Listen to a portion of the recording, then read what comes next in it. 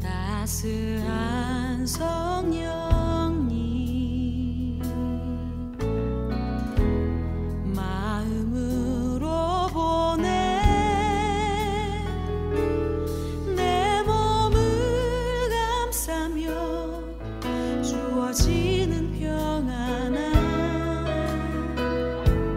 만족감을 느끼네.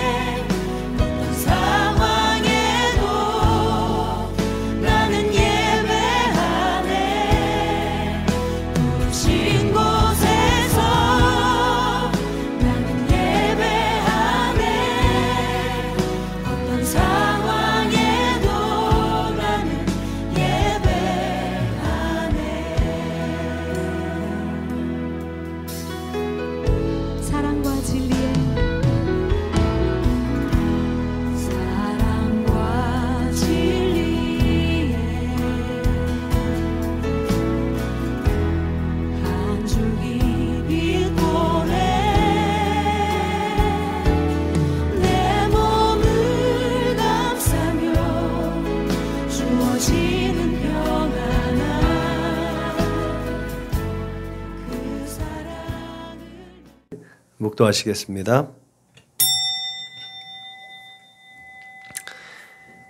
피조물이 고대하는 바는 하나님의 아들들이 나타나는 것이니 피조물이 허무한 데 굴복하는 것은 자기 뜻이 아니요 오직 굴복하게 하시는 이로 말미암음이니라. 그 바라는 것은 피조물도 썩어짐의 종노릇한 데에서 해방되어 하나님의 자녀들의 영광의 자유에 이르는 것이니라. 아멘. 하나님 감사합니다. 하나님 베푸신 그 사랑으로 또한 우리가 하나님을 사랑한다고 고백할 수 있습니다. 하나님의 그 큰 사랑으로 오늘 또 이곳에 우리를 불러주심을 감사합니다. 하나님께서 불러주셨사오니 하나님의 더 큰 은혜와 긍휼하심으로 옷 입게 하여 주옵소서. 이곳에 모인 자들로 하나님 영광받아 주옵소서. 피조물들이 고대하는 그 하나님의 아들들로 우리를 새롭게 빚어준 줄로 믿습니다. 하나님, 새롭게 빚어진 우리 모두가 화목의 직분을 감당할 수 있도록 성령으로 충만하게 하여 주옵소서. 날마다 새로운 꿈과 소원과 비전들, 또 그렇게 하나님께서 공급해 주실 힘과 지혜와 능력을 통해서 하나님의 나라와 하나님의 의를, 또한 하나님의 그 거룩하시고 또 기뻐하시고 온전한 뜻이 담겨져 있는 하나님의 의를 구하고 이루어 드림으로 말미암아 더하여지는 놀라운 은혜와 축복으로 살아내는 우리 믿음의 사람들이 다 될 수 있도록 주님 인도하시고 축복하여 주옵소서. 오늘도 우리의 마음의 중심을 보시오니 마음의 중심을 다하여서 하나님 한 분께만 예배 올려드릴 수 있도록 주 성령께서 주장하여 주옵소서. 함께 하실 줄 믿사옵고 예수님의 이름으로 기도드렸습니다. 아멘. 응답 찬송 부르시겠습니다.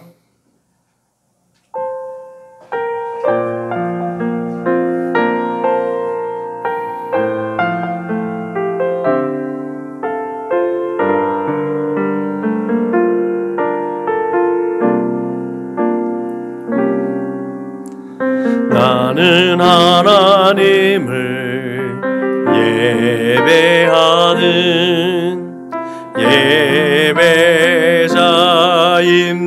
예배자입니다.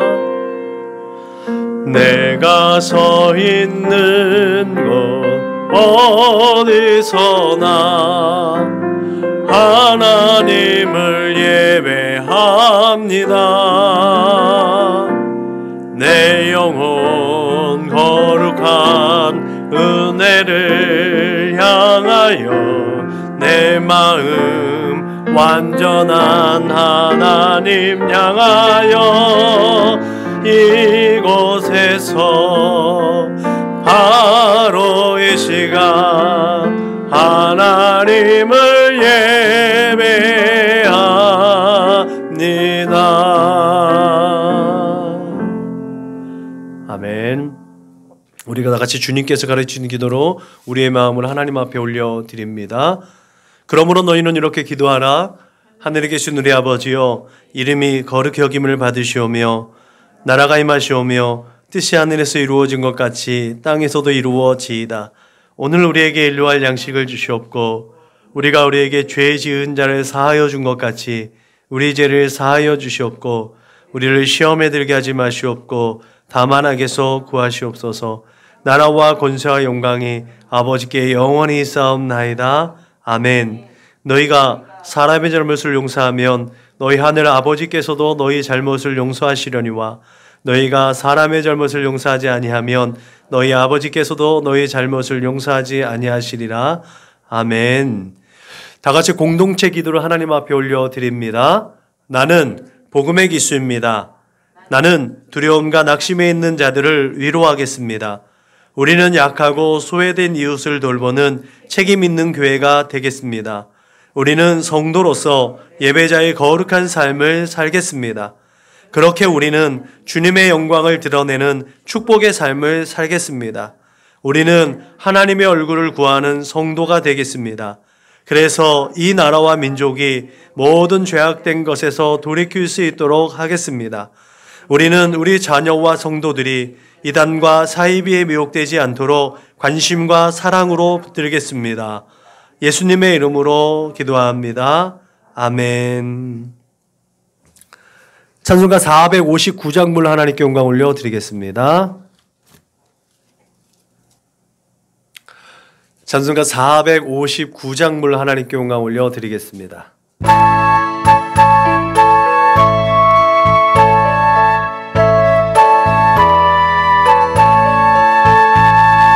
누가 주를 따라 섬기려는가? 누가 죄를 떠나 주만 따를까? 누가 주를 섬겨 남을 구할까? 주의 뒤를 따라가려나? 부르심을 받아 주의 은혜로 주를 따라가네.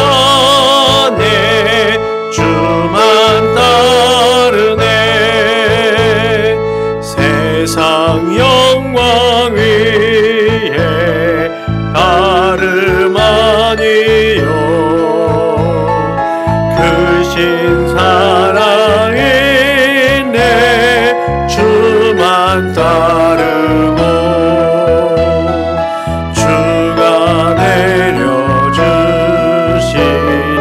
은혜 힘입어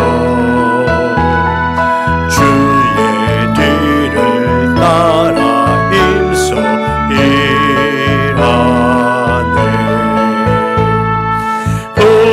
부르심을 받아 주의 은혜로 주를 따라가네. 주만 따르네.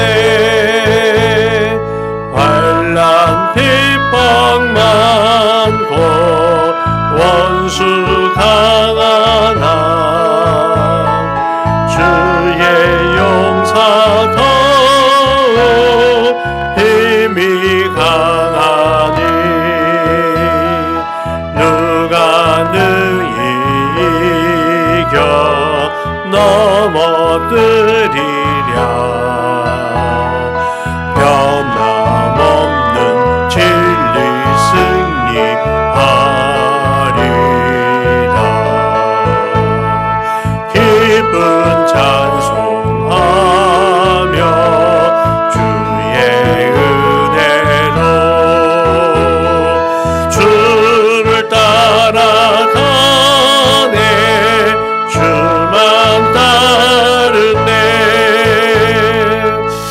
시간에 한 주간을 돌아보며 하나님 앞에 참회의 기도를 올려드리겠습니다. 다 같이 기도하시겠습니다. 참 좋으신 아버지 하나님 고맙고 감사합니다. 오늘 우리에게 또 사순절이라는 이 귀하고 복된 이 소중한 기간을 허락하여 주셔서 날마다 주님과 함께 동행하는 이 거룩한 발걸음, 이 순례의 발걸음을 인도하여 주심을 감사합니다. 이 걸음을 인도할 수 있도록 은혜와 진리로 함께하여 주시니 감사합니다.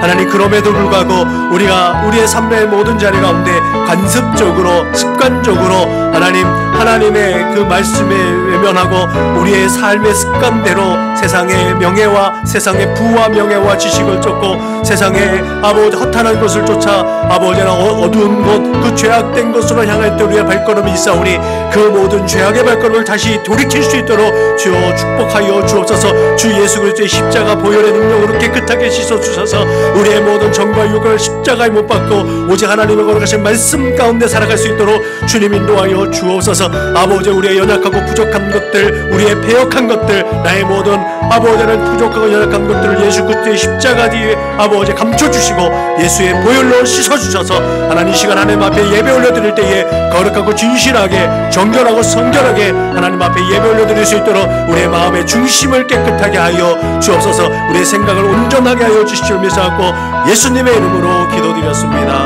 아멘. 다같이 사도신경으로 신앙을 고백합니다. 나는 전능하신 아버지 하나님 천지의 창조주를 믿습니다.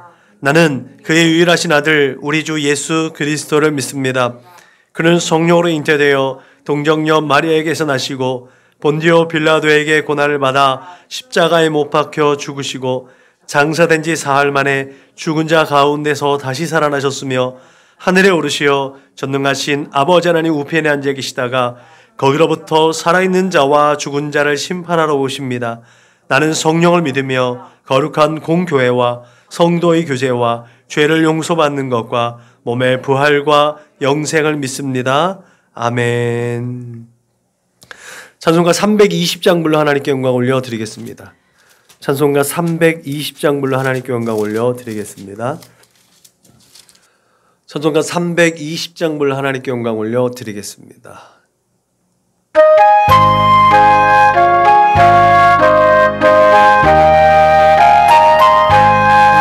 나의 죄를 정케 하사 주의 일꾼 삼으신 구세주의 넓은 사랑 항상 찬송합니다.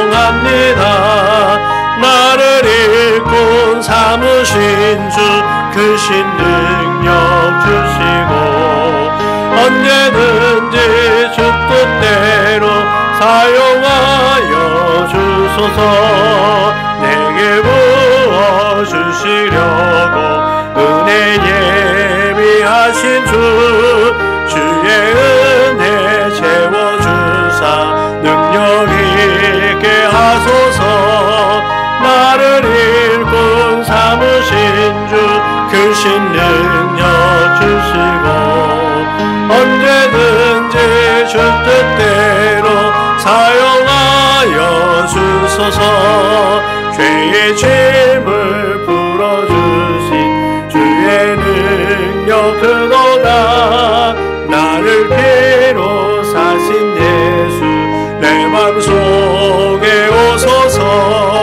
나를 일꾼 삼으신 주 크신 능력 주시고 언제든지 주 뜻대로 사용하여 주소서.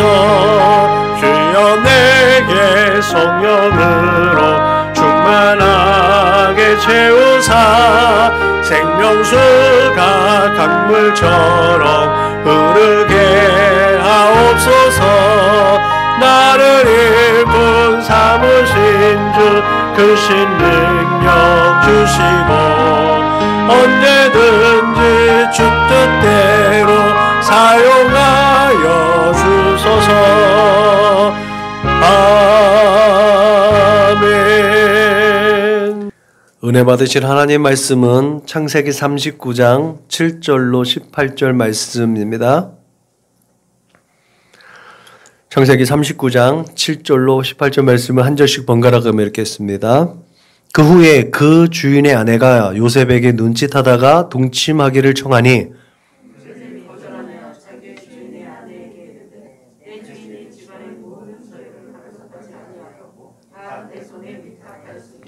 이 집에는 나보다 큰 이가 없으며 주인이 아무것도 내게 금하지 아니하였어도 금한 것은 당신뿐이니 당신은 그의 아내임이라. 그런즉 내가 어찌 이 큰 악을 행하여 하나님께 죄를 지으리까?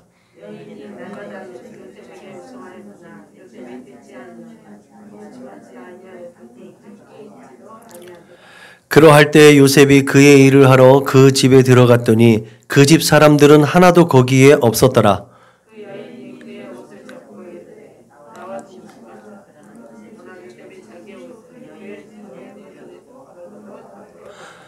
그 여인이 요셉이 그의 옷을 자기 손에 버려두고 도망하여 나감을 보고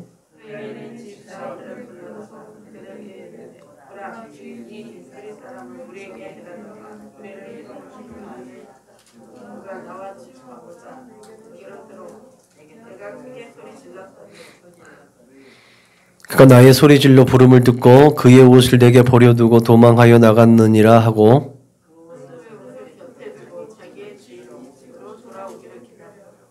이 말로 그에게 말하여 이르되 당신이 우리에게 데려온 히브리 종이 나를 희롱하려고 내게로 들어왔으므로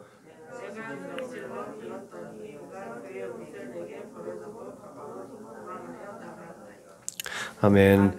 어찌 하나님께 득죄하리까? 라는 제목의 말씀을 가지고 오늘 살펴보려고 합니다. 벌써 한 6년이 돼가는 것 같아요. 우리 가정에 엄청난 큰 풍파가 닥쳤었던 때가 요쯤입니다. 사순절 기도회가 있었던 잘 운영되던 어린이집에 선생님들이 갑자기 다 나가게 되는 상황이 돼가지고 그래서 여주의 어린이집이 이제 한 번에 무너지게 됐습니다. 어찌된 영문이 됐는지 이게 이제 그런 상황이 연출이 됐었습니다. 인간적으로는 그렇게 이제 소멸되고 힘든 과정이지만 그를 계기로 해서 이제 가정 예배가 회복되어졌고 지금까지 잘 유지되어져 왔고 잘 버텼고 근데 믿음으로 잘 견뎌낸 것 같아요. 잘 견뎌내서 더 좋은 선물을 그 기간이 그렇게 길진 않았어요. 그죠? 3월 초에 그런 일이 일어났었고 근근히 버티다가 아마 이렇게 됐고 그 해 9월인가 면접을 봤죠. 9월에 양평에 이제 가서 그 관리동 어린이집 불과 한 6개월 안 된 상황에서 또 하나님께서 더 좋은 것 주셔서 더 기도하게 해주시고 마음을 하나로 모으게 해주셔서 지금도 그렇게 이제 확장되어져 가고 있는 중입니다. 이제 재계약건이 또 이제 올 9월에 또 있습니다. 그래서 위에서 기도를 좀 해주셔야 하고 금붕어가 어항에서는 한 3,000개의 알을 낳는다고 해요. 근데 자연 상태에서는 10,000개 이상의 알을 낸다고 하지요.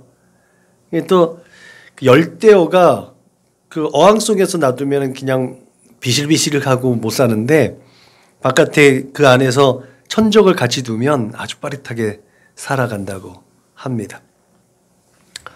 우리가 시골에 우리 외갓집에는 호두 나무가 있잖아요.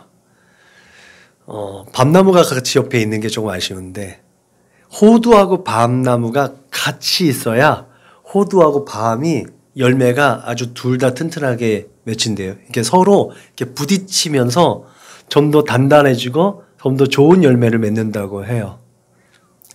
그러니까 호두는 이렇게 열매 이렇게 쌓여져 있잖아요. 밤은 또 까치를 하잖아요. 그러니까 이게 서로 그런 같이 있으면 안 될 것 같은데 이게 같이 있으면서 그런 상호적인 관계가 형성이 돼서 더 기름지고 풍성한 열매를 맺게 한다고 해요. 우리가 잘 알듯이 보리는 겨울이 지나야, 그죠? 겨울이 지나야 좀 더 풍성하게 싹이 맺히고 풍성하게 열매가 거둬진다고 해요. 평지에 기름지고 평탄한 길에서 나는 꽃보다 절벽이나 좀 황폐한 곳의 꽃의 열매가 더 향기롭다고 하죠. 그렇듯이 조금 어느 정도의 환난, 어느 정도의 시련 이런 것이 있을 때 좀 더 우리의 삶은 기름지고 풍요롭고 올곧아지는, 조금 더 이렇게 중심을 잘 잡아갈 수 있는 것 같습니다. 오늘은 이렇게 자신에게 다가온 그런 고통과 고난을 오히려 기쁨으로, 오히려 사명으로 받아들인 한 사람을 만나게 되죠. 그 사람이 누구예요? 요셉입니다. 그 자신에게 일어났던 모든 일들을 하나님께서 이끌어 주셨고, 이 모든 게 하나님의 은혜였구나, 하나님의 섭리였구나 라고 인정한 그 사람, 꿈의 사람 요셉. 네. 꿈의 사람 요셉인데 보면 성경에 꿈은 2번밖에 안 꿨어요. 그죠? 그죠? 네. 꿈 꾼 거 2번밖에 안 돼요. 근데 그 꿈을 비전으로 품었다는 거예요. 그래서 결국은, 그래서 요셉은 꿈의 사람, 비전의 사람이 될 수 있다는 거죠. 그냥 우리는 꿈꾸면 개꿈들 많잖아요.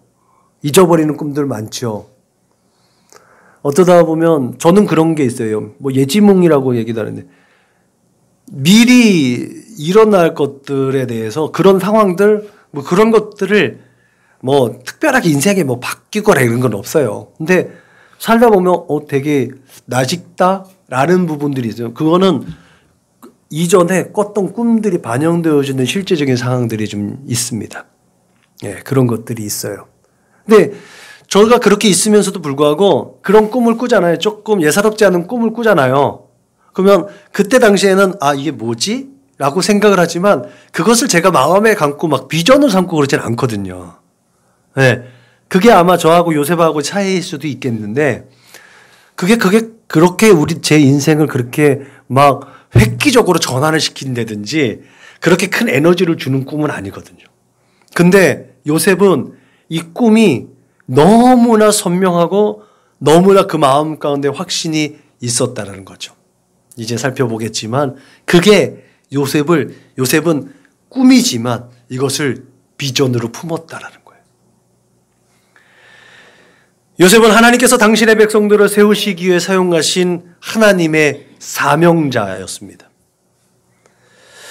그를 통해서 명실공히, 그러니까 가족 중심의 야훼 신앙에서 이제는 요셉을 거쳐서 민족 신앙의 야훼 신앙으로 더 확장되어집니다.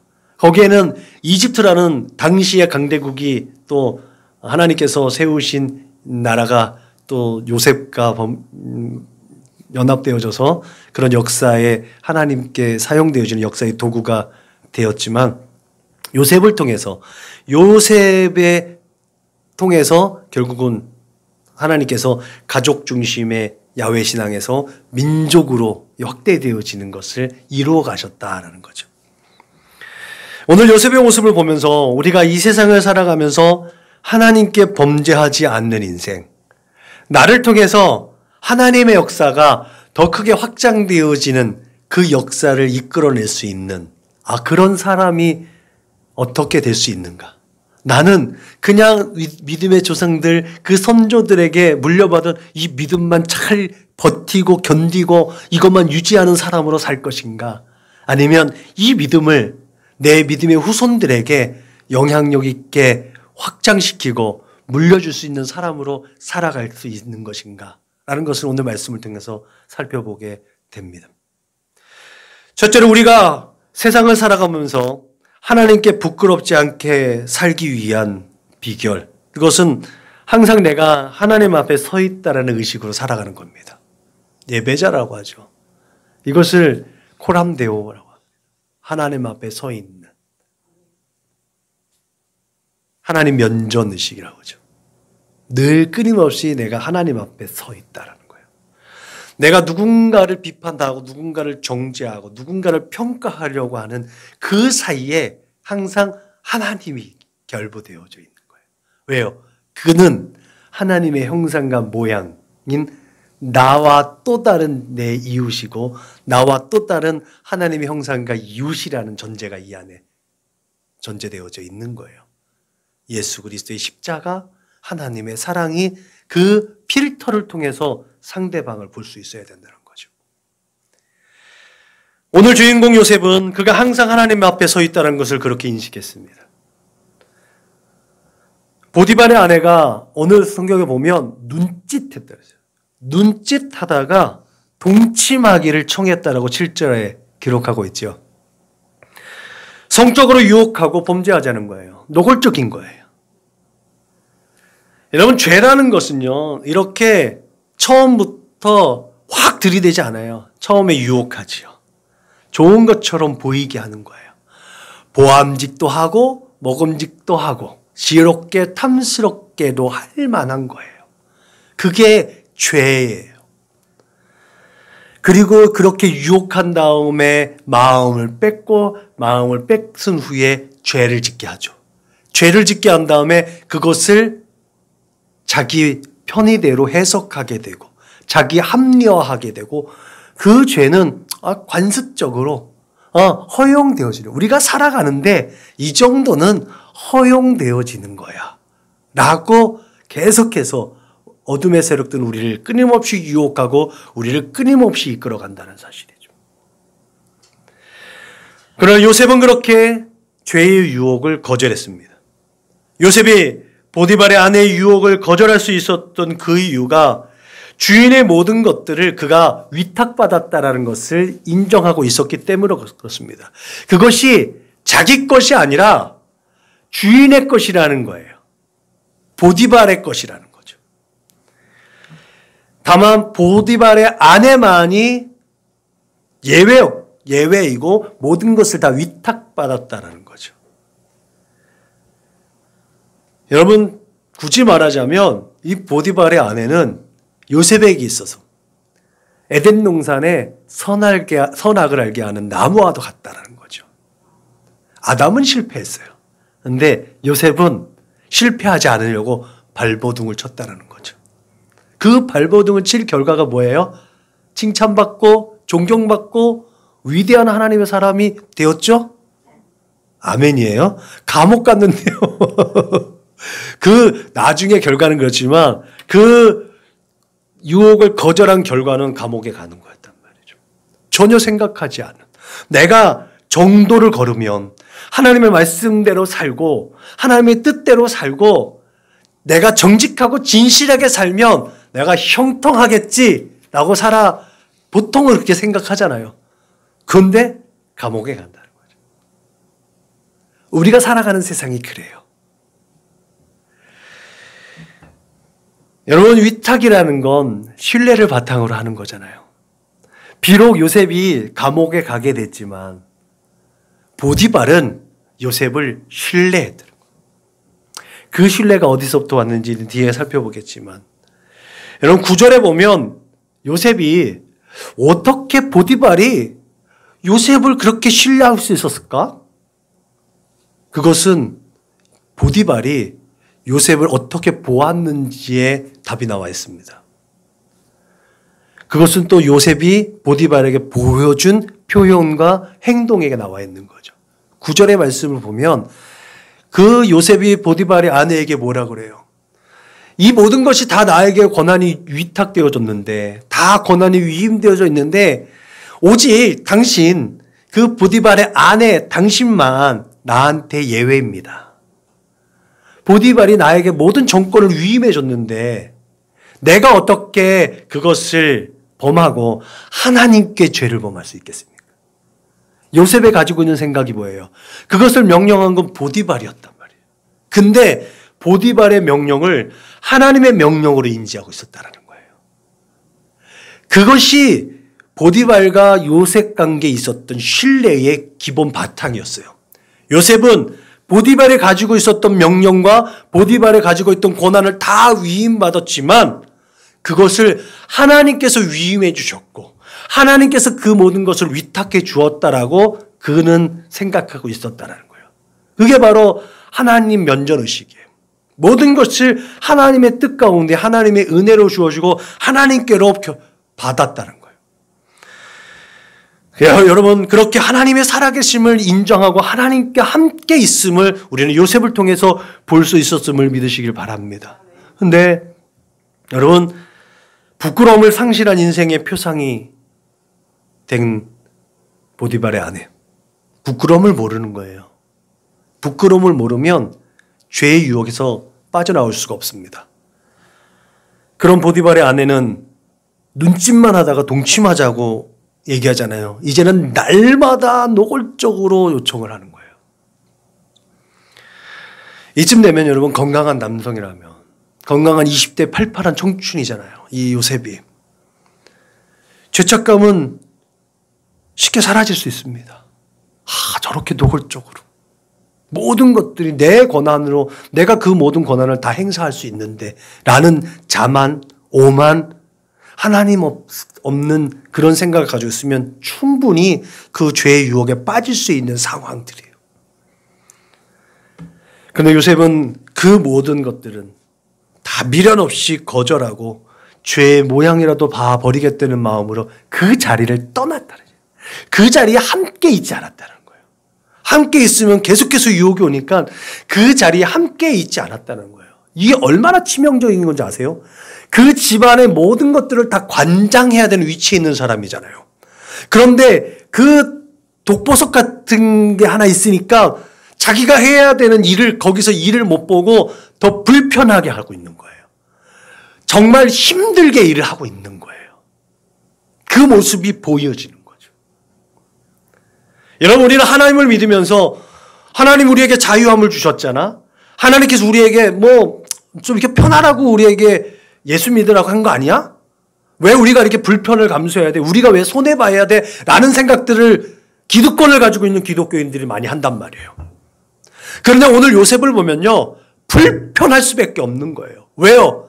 죄의 유혹에 빠지지 않기 위해서는 내가 좀 더 불편할 수 있다는 것을 늘 생각할 수 있어야 될 줄로 믿으시길 주님의 이름으로 부탁을 드립니다. 그 거절을 통해서 자신은 불편을 감수할 수 있었던 거예요. 이게 보편적으로 이게 우리가 살아가는 임마누엘의 신앙입니다. 예수가 나와 함께 있었다라면, 예수가 나와 함께 있는 거라면 내가 좀 더 내 것을 포기할 수 있는 믿음, 내 것을 조금 더 불편을 감수할 수 있는 믿음, 이게 오늘 우리가 살아가야 되는 믿음의 자세인 줄로 믿으시길 주님의 이름으로 축원합니다. 그래서 지금 이 시국에 예배당에 나오는 거 아니에요? 편하게 모니터 앞에서 예배 드릴 수도 있고 온라인으로 헌금 보낼 수도 있고 그렇게 다 할 수 있는데 우리가 정성껏 준비해서 내 삶을 이 시간 드리고 마음 드리고 예물 드리고 우리의 에너지를 들여서 이 예배에 나와 있는 거 아니에요? 이게 은혜인 거예요. 이곳을 우리를 불러주신 하나님의 은혜가 크고 놀라운 것임을 믿으시길 주님의 이름으로 부탁을 드립니다. 보통 사람들은요, 자신이 힘들고 어려울 때는 하나님이 함께 하셔서 자기의 짐을 벗겨주기를 원해요. 이게 보통 사람들의 심리예요. 그런데 내가 잘 먹고 잘 살 때, 내가 어떤 자리에 올라가 있을 때, 그때 하나님이 찾는 사람들 그렇게 많지 않습니다. 다 자기가 잘나서 그런 줄 알죠. 그리고 조금 힘들면 그때 가서 하나님 잘못했어요. 우리가 사사기 지금 읽었지만 사사기의 사람들이 다 그렇잖아요. 이 사이클을 벗어날 수 있는 비결이 하나님 앞에 서 있는 거예요. 내가 매일매일 하나님 앞에 서 있는 훈련, 그것이 경건인 줄로 믿으시길 바랍니다. 지금도 하나님 우리와 함께 하시는 줄로 믿으시길 바랍니다. 우리가 어느 곳에 있든지 그것이 선한 곳이든지 악한 곳이든지 설령 우리가 잘못된 길에 빠져서 유혹의 길에 있든지 간에 하나님은 우리와 함께 하시다는 사실을 믿으시길 주님의 이름으로 축원합니다. 그때에 빨리 되돌아설 수 있어야 될 줄로 믿으시길 바랍니다. 우리가 세상을 살아가면서 하나님께 부끄럽지 않는 인생을 살는 비결 두 번째는 내가 누구인지 아는 거예요. 그리고 내가 어디로 가야 하는지를 분명하게 알아야 한다는 거예요. 아이덴티티라죠. 내가 어떤 사람이냐는 거예요. 내가 어떤 존재이고 내가 이 땅 가운데 어떤 모습으로 살아야 하는지에 대한 분명한 인식이 있어야 된다는 거예요. 하나님께서 나를 왜 택하셨냐는 거예요. 내가 왜 예수를 믿느냐는 거예요. 내가 교회에 나오는 이유가 뭐냐는 거예요. 하나님께서 나를 들어서 어떠한 목적으로 사용하시려는 거죠. 요셉은 자기 자신의 상황과 정체성에 대해서 분명하게 인식하고 있었던 사람으로 이해가 됩니다. 생각해 보세요. 요셉의 엄마가 누구예요? 라헬이에요. 요셉의 할머니가 누구예요? 리브가예요. 요셉의 증조 할머니가 누구예요? 사라예요.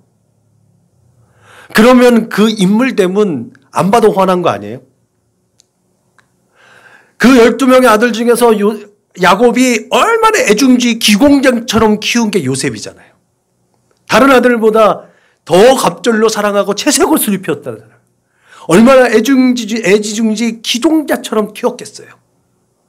그렇게 해주면 잠깐 순환의 시간이 있었지만 그럼에도 불구하고 무엇보다도 요셉은 자기 정체성이 뛰어났던 인물이었습니다. 11절의 말씀 중에 그 집 사람들은 하나도 거기에 없었다라는 것은 보디발의 아내가 계획적으로 요셉과 동침하기 위해서 계략을 꾸몄다고 볼 수 있죠. 왜냐하면 14절에 그 여인의 집 사람들로 기록된 것이 her household라는 말을 쓰는데 이것은 식솔들을 비롯해서 그 집에 있는 사람들, 말하자면 보디발의 아내를 수종두는 사람들을 뜻하기 때문에 그렇습니다. 어차피 부끄러움을 모르는 악인들의 표상으로 낙인 찍혔을 그 보디발의 아내니까 사건을 좀 더 몰아가 보면 그녀가 요셉을 어떻게 하지 못하니까, 어떻게 할 수 없으니까 요셉을 시기하고 질투하는 종들과 그 종들의 가족과 모의해서 요셉을 공경에 빠뜨리려고 또 그렇게 계략을 세웠다는 것으로 설명이 가능합니다. 그렇기 때문에 보디발의 아내가 보라, 주인이 히브리 사람을 우리에게 데려다가 우리를 희롱하게 하는도다라고 소리쳤을 때 그 히브리 사람에 대한 감정이 좋지 않았을 그 집 사람들을 격동시킨 것이죠. 결국 그들은 히브리 사람인 요셉이 법정에 있을 때 증인들로 세워지게 되는 거죠. 생각해보면 요셉이 얼마나 까칠하게 했을까라는 생각이 듭니다. 정말 하나님 앞에서 정직하고 진실하려면 세상적으로 본다면 상당히 까칠할 수밖에 없지 않을까 생각을 해봅니다. 더군다나 요셉이 있었던 곳은 수위대장의 집이었고 그 집에는 감옥도 있었습니다. 그곳은 왕궁에서 잘못한 사람도 갇혔던 곳입니다. 그런 곳을 요셉이 다 관장하고 있었으니 얼마나 꼼꼼하고 까칠했겠습니까? 생각해보면 나중에 요셉이 나중에 왕궁에 또 벼슬을 얻는 것도 보면 거기서 뒷돈도 챙길 수 있고 작지만 어느 정도 권세도 누릴 수 있는 상황이지 않겠습니까? 그 모든 것이 요셉에게 주어졌습니다. 이전에는 보디발의 집에 그 누군가가 누렸을 권세이고 누군가가 챙겼을 부와 명예였을 것이죠. 그러니 히브리 종인 그 요셉이 왔을 때 그 하우스홀더, 그 여인의 집 사람들을 얼마나 불만이 많고 얼마나 시기가 질투가 많았겠습니까? 그들이 또한 요셉의 관리하에 있다는 것도 얼마나 큰 모멸감이 들었을까요? 이전에 이집트 왕조를 무너뜨리고 새로운 왕조를 세운 이집트 대신들의 프라이드, 그 말할 것도 필요 없는데 난데없이 그 히브리 종들이 와서, 히브리 종놈이 와서 그 모든 것을 좌지우지하니 뒤틀리는 감정은 이루 말하지 않아도 알 것 같습니다. 아무튼 그 요셉 이전에 있었던 집안의 종들이나 가족들도 요셉 관리하에 놓여져서 그 불만이 얼마나 많았겠냐는 거예요. 그 뒤틀리는 감정들, 그것이 다 복합적으로 결국은 이 보디발의 아내하고 연합전선이 이루어지게 되는 거죠. 악인들이 도모하는 거예요. 이게 예수님께서 십자가에 못 박혀 죽을 때 빌라도하고 헤롯이 서로 간에 원수 같았거든요. 바리새인과 사두개인이 서로 원수 같았는데요. 예수님을 죽일 때는 그 원수들이 다 하나가 돼요. 보디발의 아내와 그 종들이 그렇게 하나가 연합이 되어지는 모습들. 악인들은요 그래요.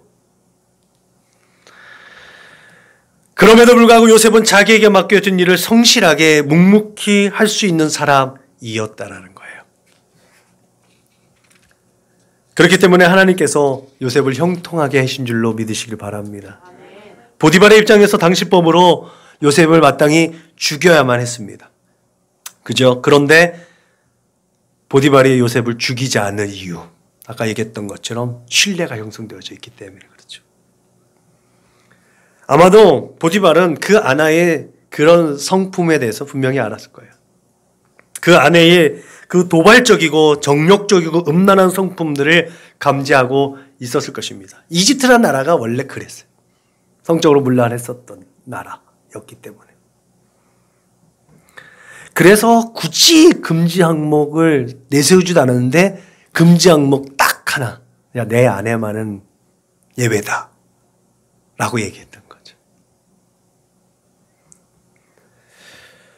그런데 중요한 사실 하나가 더 있죠. 보디발은 여호와께서 요셉과 함께 하심을 보았고 또 여호와께서 그의 범사에 형통하게 하심을 보았기 때문에 요셉을 전폭적으로 신뢰하고 총애했었다는 사실이죠. 이것이 무엇보다도 중요합니다. 여러분, 우리의 삶의 모든 궤적 가운데서 누군가에게 내가 보여질 때 하나님의 선하신 역사와 섭리가 깃들여져 있는 증인으로서 세상 가운데 보여지는 거예요. 저 사람이 사는데, 저 사람 교회를 다닌다고는 하는데, 그냥 그래. 이런 말을 듣고 살아가는가. 우리가 나 자신을 볼 때 되게 중요한 거예요.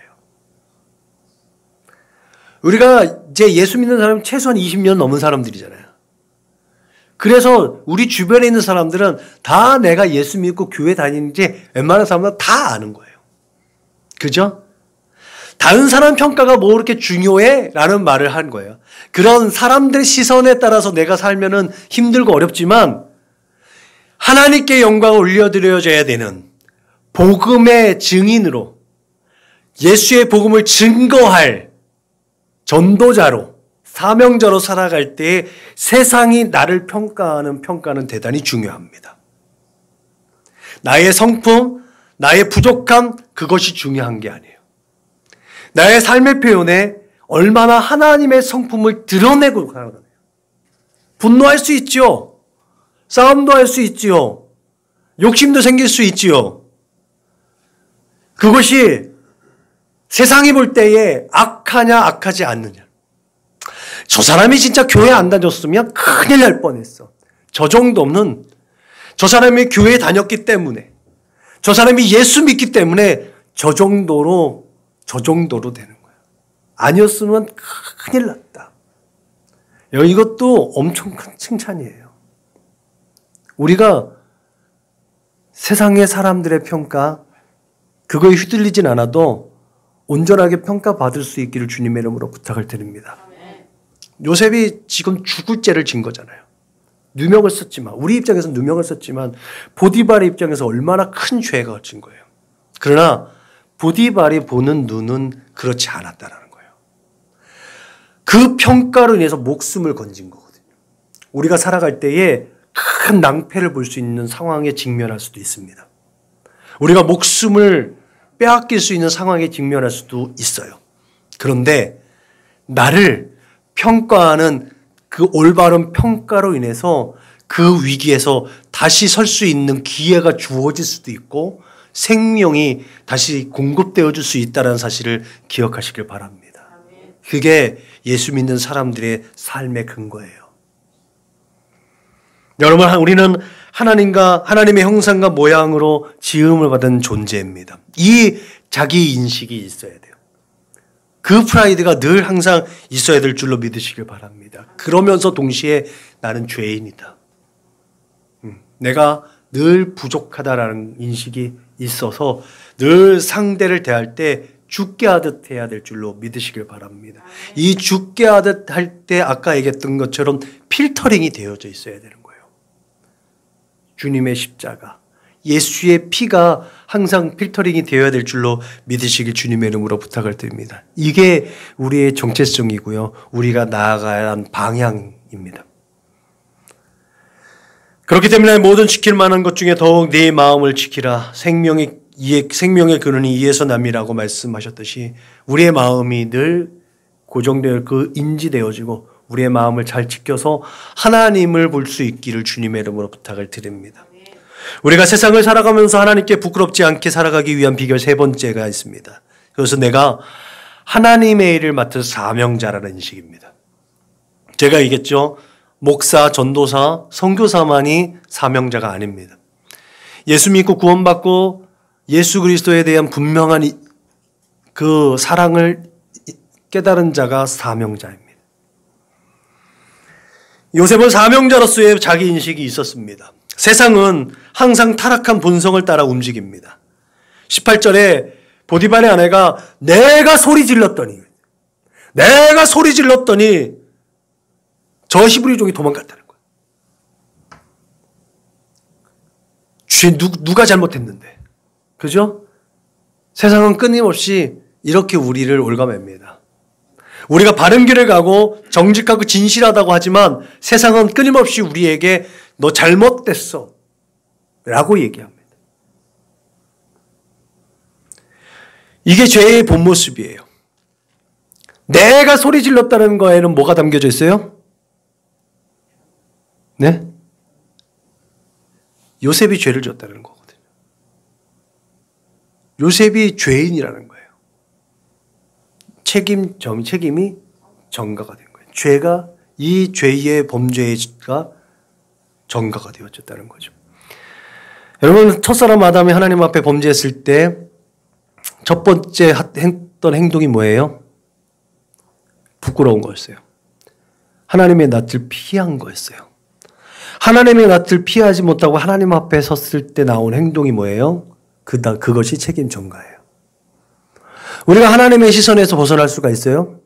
하나님의 시선에서 벗어날 수가 없어요.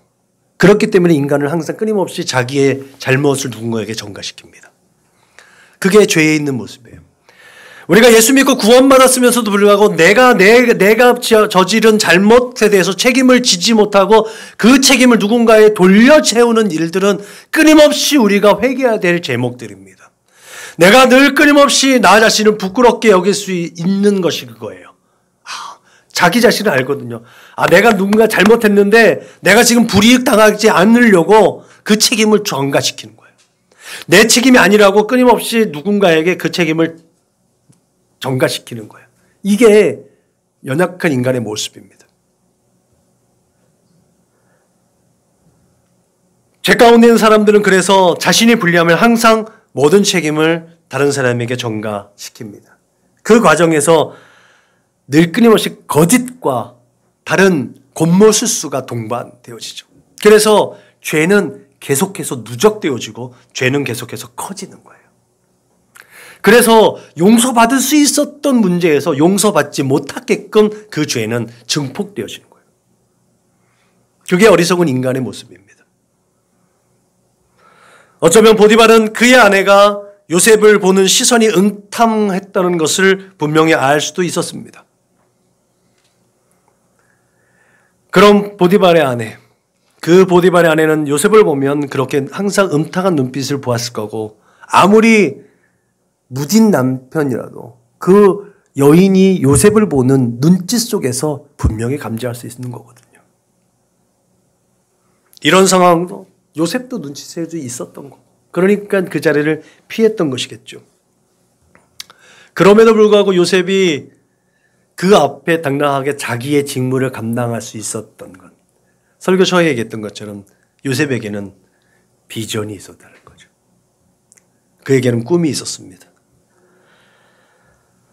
형제들과 부모님께 면박을 당했지만 그 꿈은 너무나 생생하고 그 꿈을 통해서 하나님께서 자신을 통해서 하나님께서 그 무엇인가를 이루실 것이라는 분명한 기대가 그에게 있었다는 거죠. 그렇기 때문에 나중에 그를 죽이려고 했고 애굽으로 팔아 넘겼던 그 형들을 마주대할 때 그런 고백을 할 수 있는 거죠. 당신들이 나를 이곳에 팔았다고 해서 근심하지 마소서, 한탄하지 마소서. 하나님이 생명을 구원하시려고 나를 당신들보다 먼저 보내셨나이다. 여러분, 오히려 그렇게 하나님께서 자신들의 식구들을 살리기 위해서 하나님께서 자기에게 사명을 주신 것이라고 말하고 그 미안해하고 괴로워하는 성들을 위로하는 요셉을 우리는 발견할 수가 있는 것이죠. 여러분, 우리에게는 특별히 사명자로서의 자각이 있어야 될 줄로 믿으시길 바랍니다. 내가 직장 생활을 하고 사업을 경영하고 가정을 경영하고 교회를 목회를 하든 내가 무엇을 하든 간에 그곳을 통해서 그 일들을 통해서 하나님이 드러나고 있다라는 것. 그게 바로 사명자의식이에요. 나를 통해서 이스러져가는 교계를 세우고 어두워져가는 이 사회를 밝게 비출 수 있도록 하시겠다는 하나님의 특별한 계획과 사명을 깨달을 수 있기를 주님의 이름으로 축원합니다. 하나님께서 만물을 창조하시고 만물의 통치 대리자로 세우셨다는 우리. 그게 창세기 1장 창조기사에 나오는 거예요. 그래서 우리는 만물을 보호하고 가꾸어서 관리하는 사명이 주어진 자라는 사실을 기억하시길 바랍니다. 예수 그리스도로 말미암아 하나님과의 관계가 회복된 저와 여러분들은 이제 만물이 회복될 수 있도록 우리의 사명을 감당해야 될 줄로 믿으시길 바랍니다. 피조물이 고대하는 바는 하나님의 아들들이 나타나는 것이니 피조물이 허무할 때에 굴복하는 것은 자기 뜻이 아니요 오직 굴복하게 하시는 이로 말미암음이라. 그 바라는 것은 피조물은 썩어짐의 종노릇한 데서 해방되어 하나님의 자녀들의 영광의 자유에 이르는 것이니라 라고 로마서에서 말하고 있죠. 요셉이 그 민족을 향한 하나님의 계획을 이룰 소망을 가지고 사명으로 받아들였듯이 우리 또한 이 세상의 만물이 하나님의 자녀들의 영광의 자유에 이룰 수 있도록 아름답게 가꾸고 관리해야 될 줄로 믿으시길 바랍니다.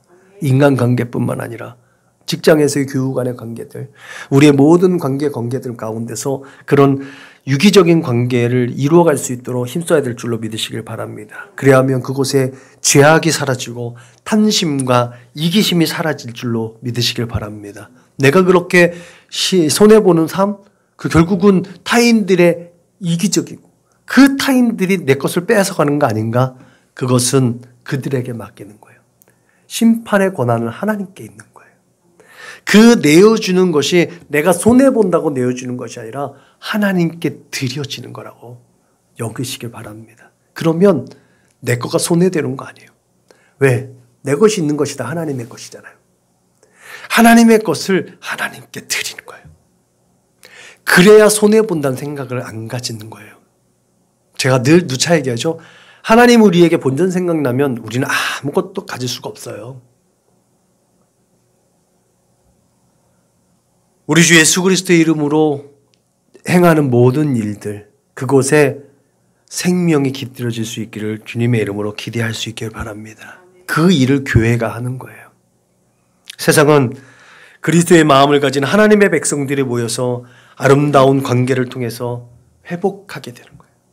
가정이 회복되어지고 그 지역이 회복되어지고 사회가 회복되어지고 국가가 회복되어지고 러시아와 우크라이나 사태 먼 나라의 얘기지만 결국 우리의 이야기예요.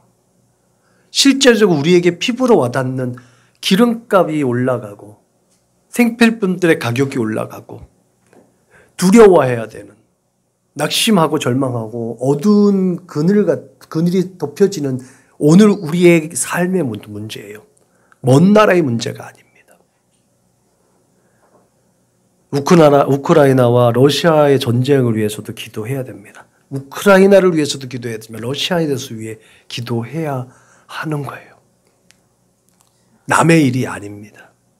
그것이 이웃을 대하는 우리의 자세예요. 내 살기도 벅벅하고 힘든데 뭐 굳이 나라 민족을 위해서 기도하고 다른 나라 전쟁을 위해서 기도하느냐. 근데 그것이 우리에게 맡겨진 사명입니다.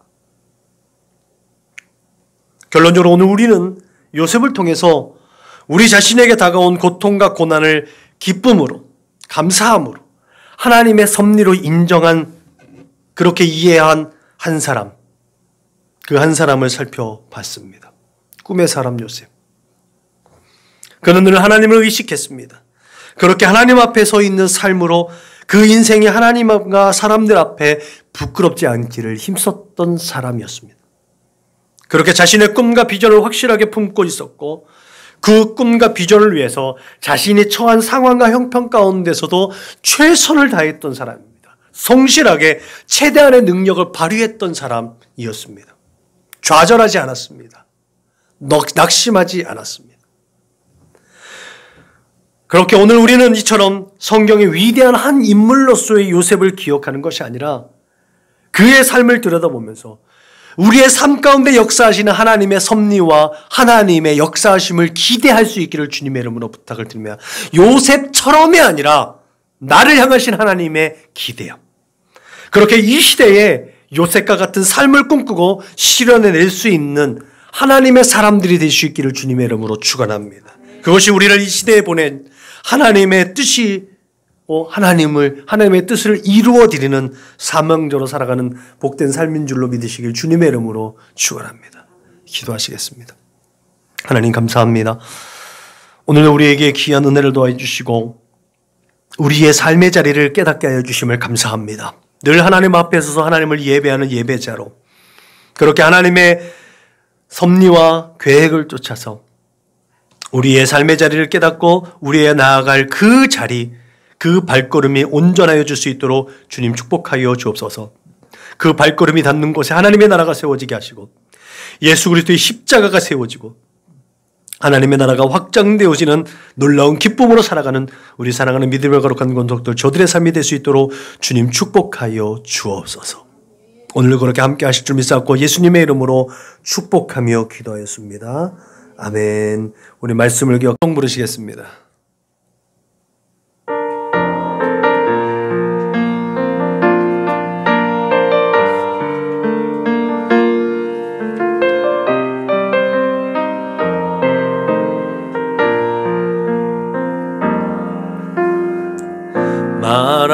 마라나타 주 예수여 어서 오시옵소서. 땅의 모든 끝 모든 족속 주를 찬송하게 하소서. 마라나타 주 예수여 어서 오시옵소서. 모든 열방이 주께 돌아와 춤추며 경배하게 하소서. 우리 주님 다시 오실 길을 만들자. 십자가를 들고 땅끝까지 우린 가리라. 우리 주님 하늘 영광 온 땅 덮을 때 우린 땅끝에서 주를 맞으리. 마라나타 마라나타 아멘. 주 예수여 오시옵소서. 마라나타 마라나타 아멘. 주 예수여 오시옵소서.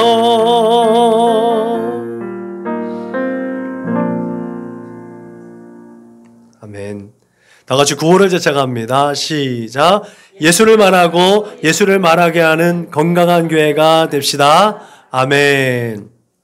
이제는 길이요 진리요 생명 되신 우리 구주 예수 그리스도의 은혜와 아버지 하나님의 그 크고 넓고 깊고 영원하신 사랑과 보혜사 성령님의 내주하시고 교통하시고 역사하심이 이제 날마다 하나님 앞에서 하나님의 거룩하신 뜻을 이루어드리고 하나님 맡겨진 그 사명을 온전히 감당하겠다고, 그 사명을 감당하기 위해서 힘과 지혜와 능력을 구하여 하나님께서 공급하여 주시는 힘과 지혜와 능력으로 날마다 이기며 그렇게 하나님을 기쁘시게 하는 삶을 살아내겠다고 다짐하고 고백하고 결단하는 우리 사랑하는 믿음의 거룩한 권속들, 저 숙인 머리 위에, 저들의 가정과 직장과 사업장 위에, 저들의 꿈과 소원과 비전과 학업 위에, 저들과 관계하는 모든 사람들 머리 위에 지금으로부터 영원토록 충만하옵기를 축원하옵나이다.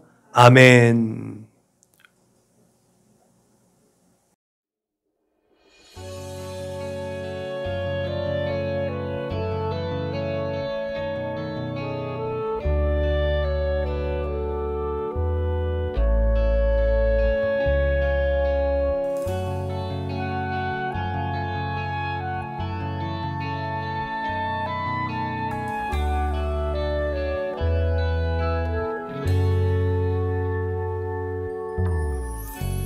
구름같이 허다한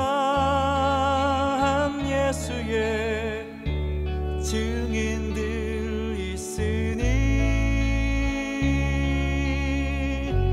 모든 무거운 짐 얽매이기 쉬운 죄를 벗어버리라.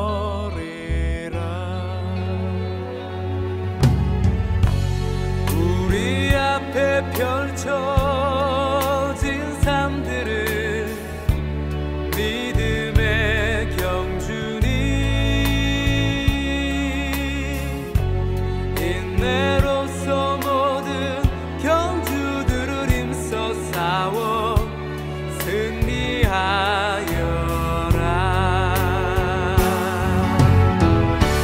믿음의 몸 되신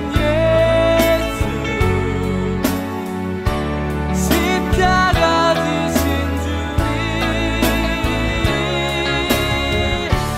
어려움 닥칠 때마다 예수를 깊이 생각하자.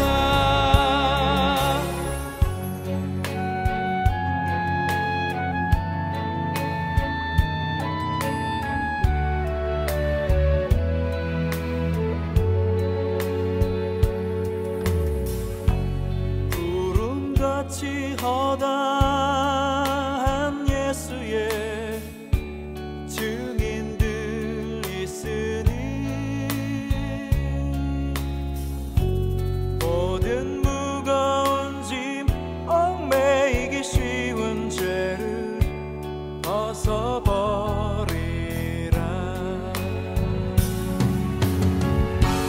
우리 앞에 펼쳐